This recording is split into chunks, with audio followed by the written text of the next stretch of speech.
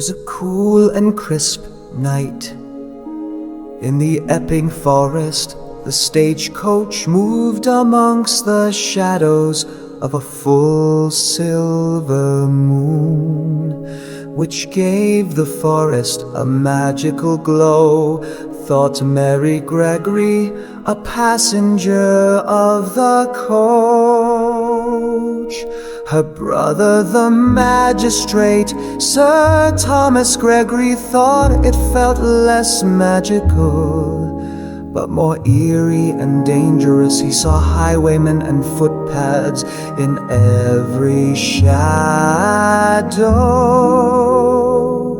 The driver was also nervous, as highwaymen were known to work these woods. Suddenly, a man with gleaming guns on a white horse rode out of the shadows into the moonlight. He was handsome and well-dressed.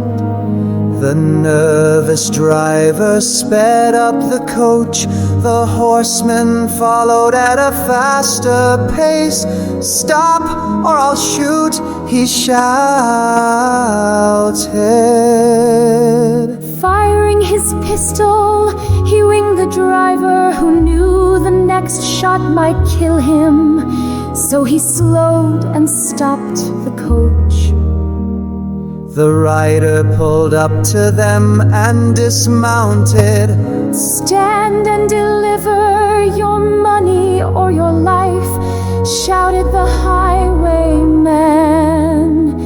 Mary and her brother climbed out of the coach. "Ah, good evening, my lady, and Sir Thomas Gregory. It is a lovely evening, is it not?" said the highwayman as he kissed Mary's hand. "Yes, it is," responded Mary, enchanted by the moonlight and his gallantry. The next morning, the Gregory home had a visitor. Mary was very excited to meet this famous man she had never met before. He was a friend of her brother's, a famous popular actor who was playing a highwayman on stage in London. He was a tall, handsome man, and from the moment Mary saw him, she knew she could easily love this man. His name was Sir Justin Beaufort. "Hello, my lady," said the actor. "I hear that you met a real highwayman the other day. I wish I had been with you." "They are so thrilling and romantic." "Yes, they are," agreed Mary. "No, they are dangerous mercenaries. The driver of the coach died from the wound he got from the highwayman. Or did you forget that? Ask Sir Thomas."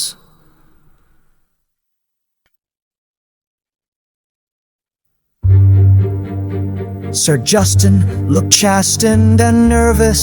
"Did he have a family?" asked Sir Justin.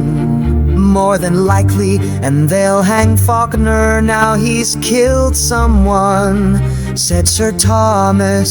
"He won't hang. It was an accident," said Mary. "He shot the man. He should have realized there was a chance the man would die," said Sir Thomas. "If they get him, they will hang him. I'm sure of that," said Sir Justin sadly. Later, Mary was riding in a coach with Sir Justin, and she heard, "Stand and deliver your money or your life," the voice yelled when the coach stopped. She leapt out of the coach to see the driver being murdered with a single shot to the heart. For didn't stop quickly enough. She was now nervous.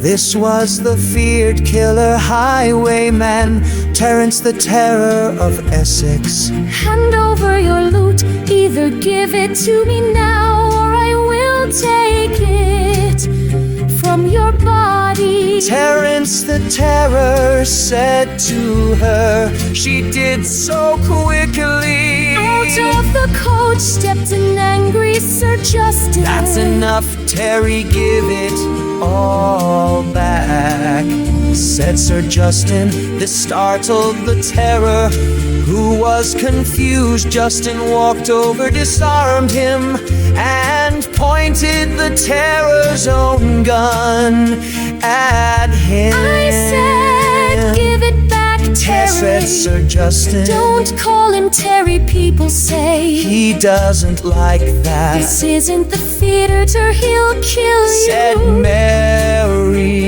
nervously. He'll have to wait in line, said Justin with a smile. Sir Justin, you are annoying me. Nobody robs me, not even my friends. You will pay for this.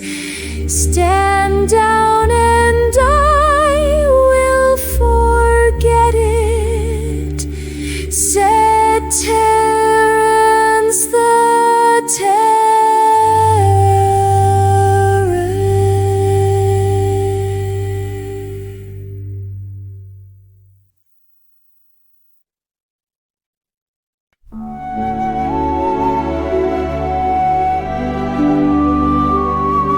Stand and deliver, Terry, said Sir Justin is drunk. Ignore him, Mr. Terror, said Mary.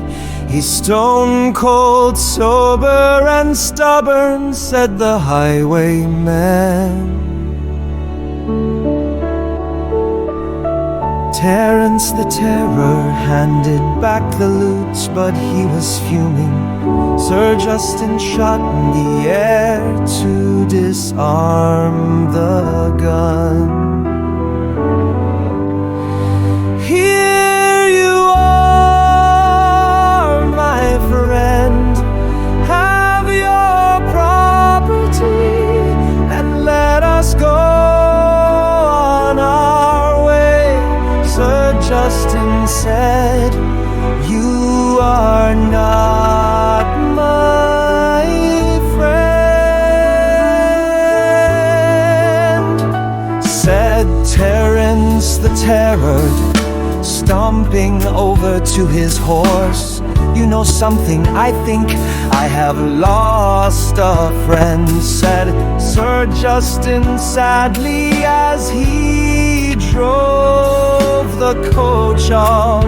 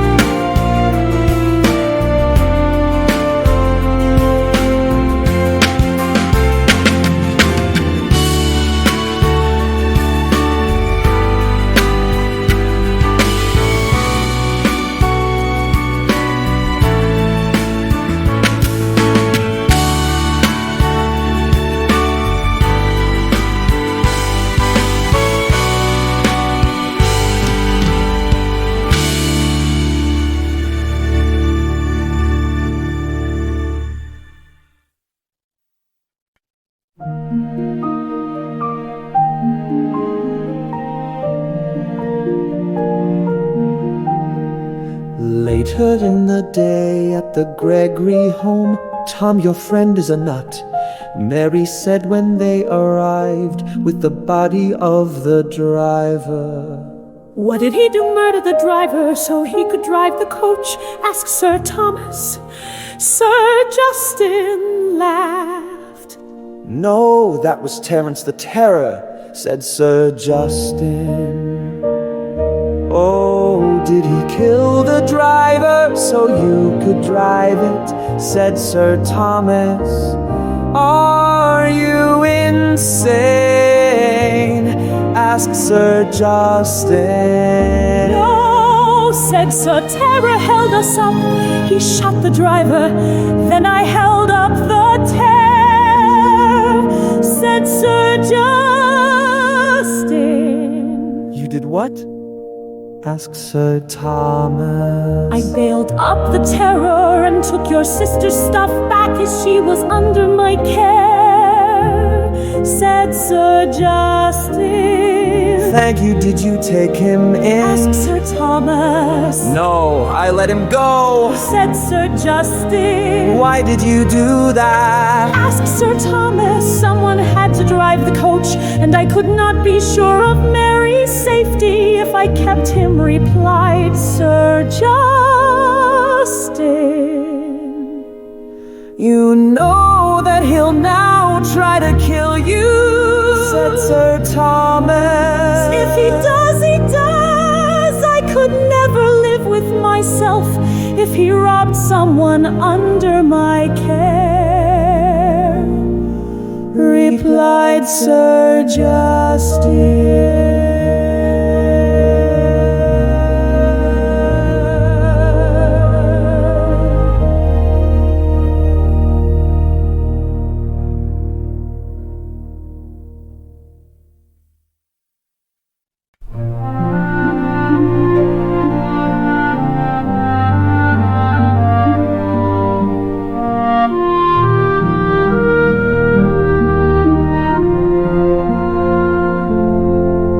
That night the youthful highwayman rode again.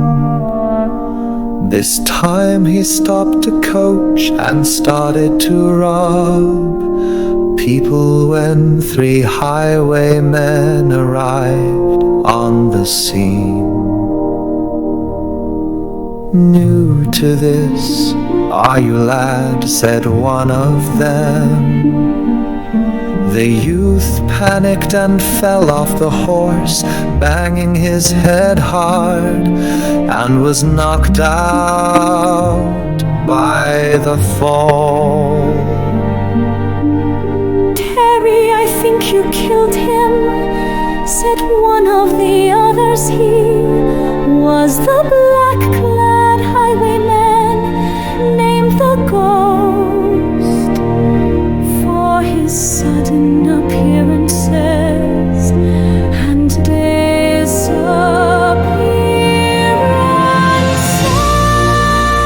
Ghost, the boys knocked out, not dead, said Gentleman John, who was riding with them. Terry just scared him, said John. We can't leave him here. What will we do? Said the highwayman, the Ghost, a Robin Hood type highwayman.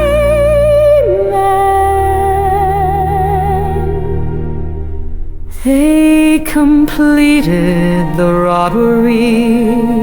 John picked the body up and hung it over his horse.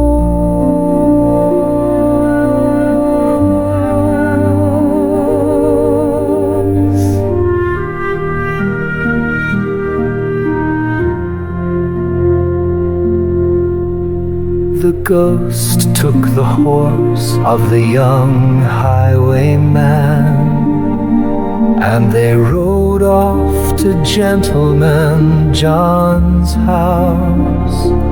I'll look after him till he comes round, offered John.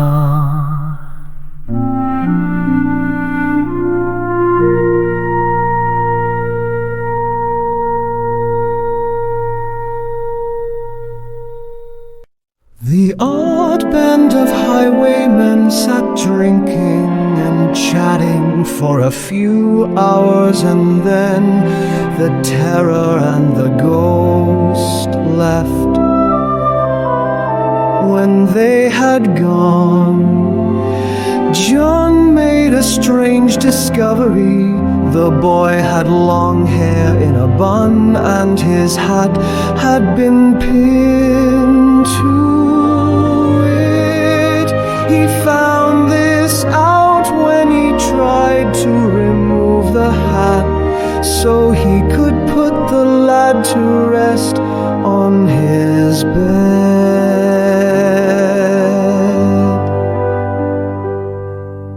He put her on the bed and sat looking at a script for a new play. He then sat drinking for a while. Later, when the highway woman woke up, it was like a play with a ham actor. Where am I? She muttered, putting down the script. He walked over to her. How are you feeling, miss? Asked John. Miss, said the highway woman, not sure how he knew what she was or where she was. She felt for her mask, it was there. I saw your hair. If we knew you were a woman, my friends would have stayed, said John. Why? She asked. For your honor, said John. Whoever said there is no honor among thieves? Oh yes, said the highway woman.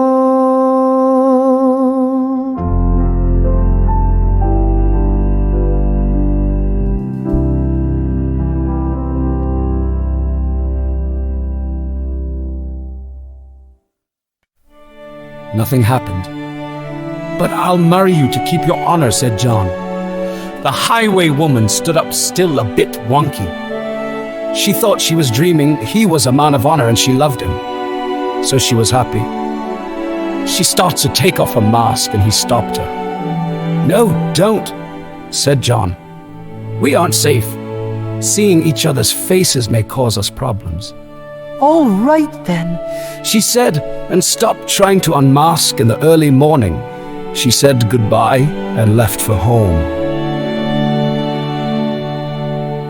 A few hours later, Mary was sitting in the forest near her home, enjoying the new autumn day.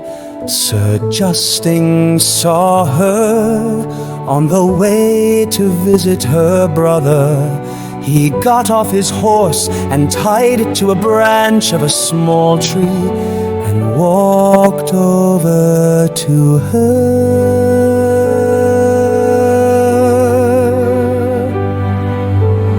What are you doing, my lady? Asked Sir Justin, thinking she looked very pretty, sitting amongst the autumn leaves. She blushed. It is ethereal here today, said Mary, looking at Sir Justin, who looked more handsome than ever. It is a glorious day. Says Justin, not lying. Are you all right? Yes, come sit beside me, Said Mary. Why? Asked Sir Justin. The view is best from here, said Mary. As long as no one's around. Said Sir Justin. With a smile she said, "No one is here." Sir Justin sat beside her.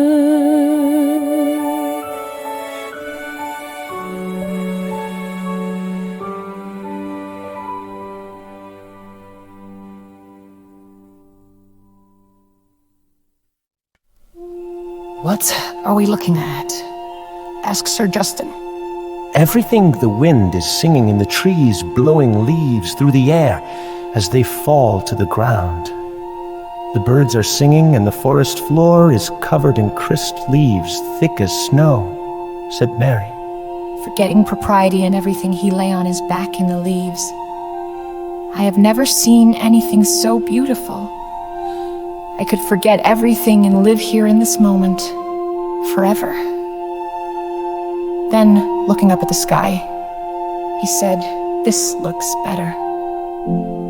Mary lay back too. She watched the leaves fall from the trees, blowing in the wind. A leaf fell down, floating onto her heart. She put her hand on it. A voice interrupted the scene. There you are, Mary. Have you been with him all night? Everyone has been looking for you. Accused Sir Thomas. No, Sir Justin said, standing, "I just found her here. I was on my way to see you."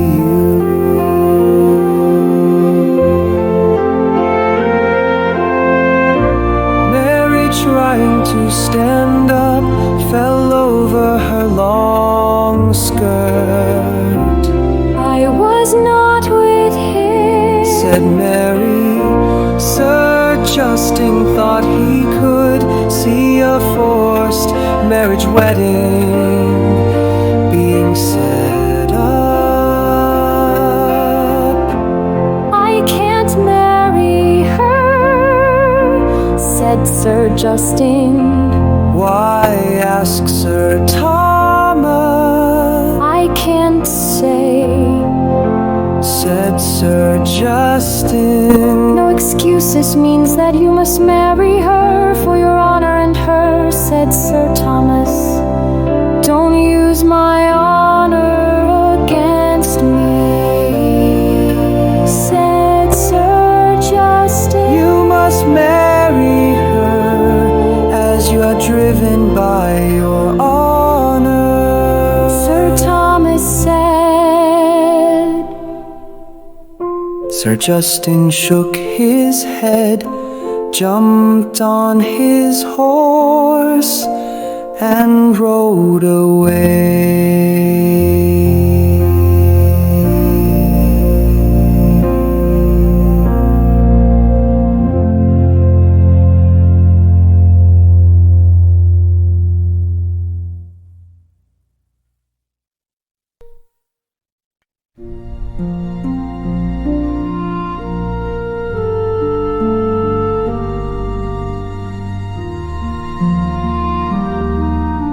Over the following weeks, the highwayman and highwaywoman became inseparable and took to the road most nights.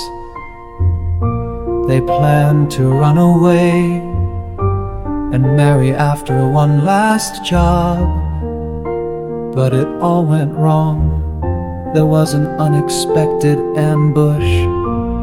They were on their horses, and when they demanded the passengers disembark the coach, they didn't notice the gun pointing from the coach until it was too late. But when they did, they rode away. It was Sir Thomas who shot one of them. John could have escaped, but he jumped off his running horse, which continued on its way. He ran back to his fiancée.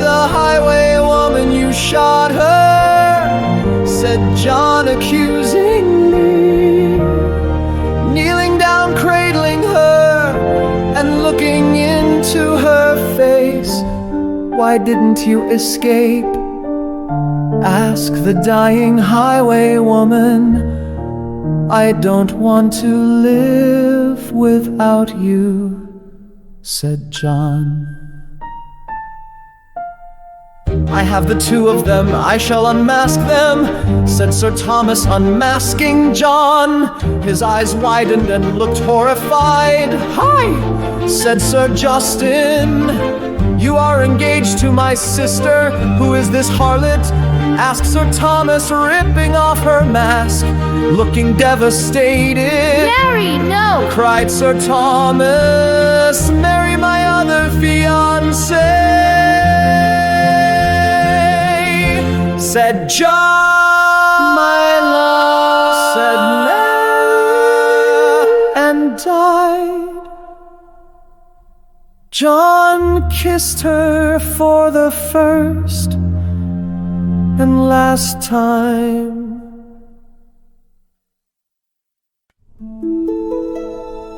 A few weeks later, John joined her in death. As John was standing on the gallows at Tyburn, Sir Thomas watched the noose go round John's neck. Sir Thomas was sad. He knew he'd miss John and Justin. The executioner reached for and pulled the lever for the trapdoor. Then the magistrate closed his eyes. He saw Mary and John lying in the leaves in the forest, and he heard John saying, I have never seen anything so beautiful. I could forget everything and